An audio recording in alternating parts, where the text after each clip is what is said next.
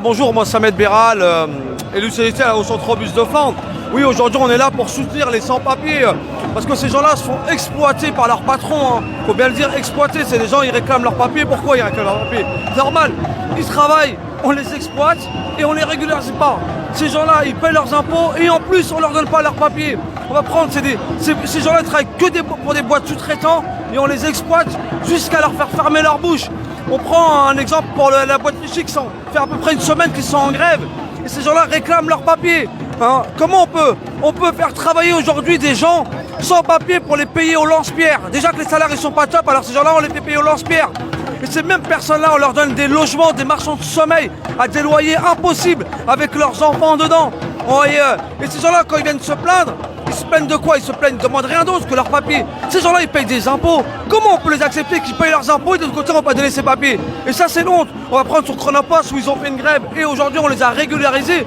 Même la pension publique, on voit bien qu'à la Chronopost, c'est public, on embauche des sans-papiers.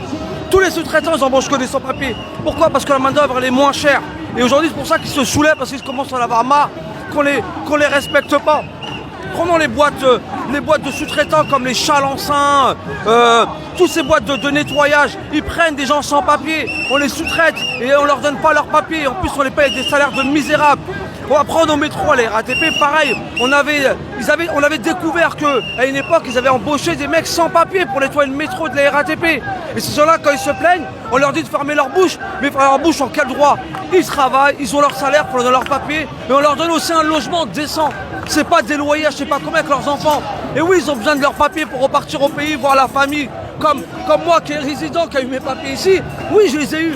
Je travaille, on m'a donné mes papiers. Il faut être solidaire à toutes ces personnes-là. Et on n'est pas là pour embaucher des sous-traitants comme ça et les payer à moindre coût. C'est pas des gens à moindre coût, c'est des humains et des femmes qui se lèvent tous les matins pour aller faire du nettoyage. Et en plus, on veut pas les régulariser. Alors, nous, ce que nous demandons, régularisons toutes ces personnes-là. Parce qu'avant tout, c'est comme des hommes et des femmes et leurs enfants vont à l'école ici. Et c'est une honte qu'on ne veut pas régulariser ces gens-là. Pour les faire travailler au black, ça on sait faire, mais quand ils réclament leurs papiers, bizarrement, personne ne veut leur donner. Et là, c'est le gouvernement est responsable, doit régulariser toutes ces personnes-là. Toutes ces personnes-là, qu'on a les papiers ou qu'on n'a pas les papiers, on doit être solidaires. Déjà, ceux qui ont les papiers doivent être solidaires aux personnes qui n'ont pas de papiers.